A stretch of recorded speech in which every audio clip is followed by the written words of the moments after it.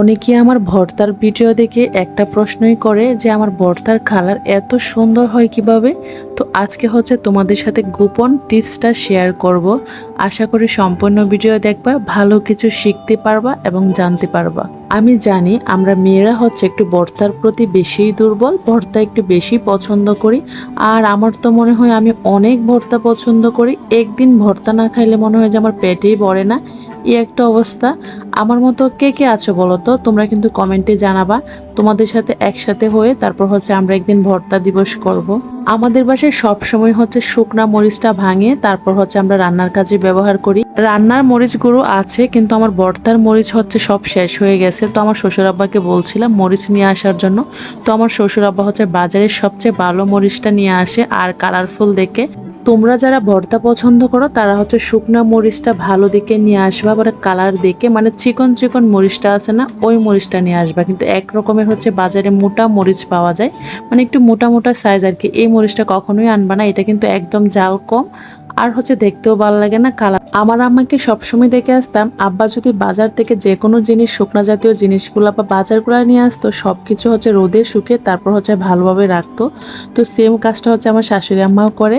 তো শুকনা মরিচগুলো হচ্ছে রোদে শুকিয়ে তারপর হচ্ছে ভালোভাবে রেখে দিব, তাহলে কিন্তু নষ্ট হওয়ার কোনো রিস্কই থাকে না। তো চলো একটা ভর্তা বানানো শুরু করি। আমার তো এই ভর্তাটা অনেক অনেক প্রিয়, আমাদের ময়মনসিংহ অঞ্চলের জনপ্রিয় একটা ভর্তা বলতে পারো।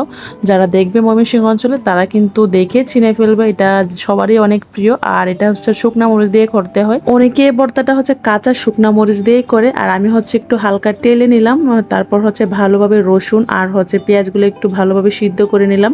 এতটাও কিন্তু সিদ্ধ করে নেয়, অর্ধেকগুলা হচ্ছে আমি কাঁচা রেখেছি আর অর্ধেকগুলা হচ্ছে ভালোভাবে সিদ্ধ রেখেছি। আচ্ছা, আমার প্রায় ভিডিওতে অনেকে একটা প্রশ্ন করে যে চেপাটা আমি এভাবে পাতা দিয়ে বা শাক দিয়ে কেন আর ডেকে তারপর হচ্ছে সিদ্ধ করি। শাক দিয়ে ডেকে সিদ্ধ করলে হচ্ছে চেপাটা যেহেতু অল্প, তো খোলাতে হচ্ছে লেগে যায় না বা কড়াইয়ে লেগে যায় না। এভাবে করলে হচ্ছে পাতাতে যা হয়, এজন্য হচ্ছে এভাবে করলে সবচেয়ে ভালো আমি মনে করি।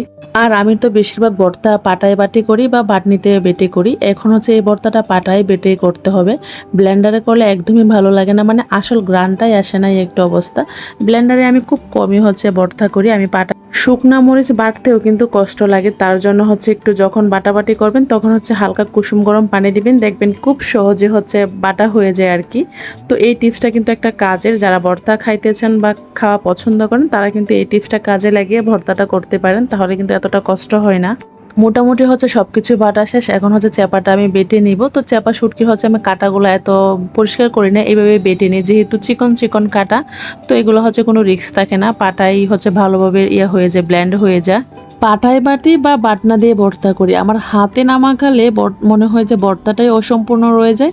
তো ইচ্ছে মতো হচ্ছে আমি হাতে মাখিয়ে নিই। অনেকে বলতে পারেন হাতে জাল লাগতে পারে বা জাল লাগে, তো এটা অতটা হচ্ছে ঝাল লাগে না, যদি আপনারা হচ্ছে একটু গরম পানি দিয়ে ধুয়ে তারপর হচ্ছে চুলোর আগুনে ভালোভাবে হাঁটা ছেঁকা দিয়ে দেন, তাহলে কিন্তু ঝাল লাগে না। ভর্তা করার শেষে কিন্তু পাটায় মাখা ভাত একদম মিস করা যাবে না। এই ভাতগুলো তো মনে হয় একবারে অমৃত। তো দুপুরবেলা হচ্ছে তারপর খাইতে বসছিলাম, আমার শ্বশুর আব্বাই হচ্ছে অর্ধেক ভর্তা খেয়ে শেষ করে ফেলছে, কারণ আমার শ্বশুর আব্বার এই ভর্তাটা অনেক পছন্দ।